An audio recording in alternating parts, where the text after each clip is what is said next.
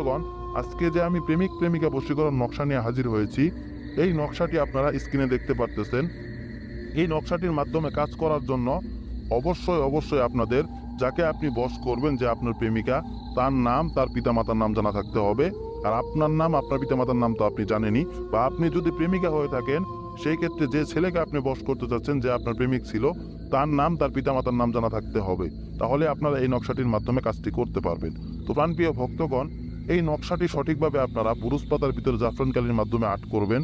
Art করার পর আপনারা নামগুলো সঠিকভাবে লিখবেন, আপনার নাম, আপনার পিতামাতার নাম, আর যাকে বশ করতে চাচ্ছেন তার নাম, তার পিতামাতার নাম সঠিকভাবে সুন্দর করে লিখবেন। কাগজে লেখার পর আপনারা এই নকশাটা সুন্দর করে ভাঁজ করে তাবিজে পড়বেন।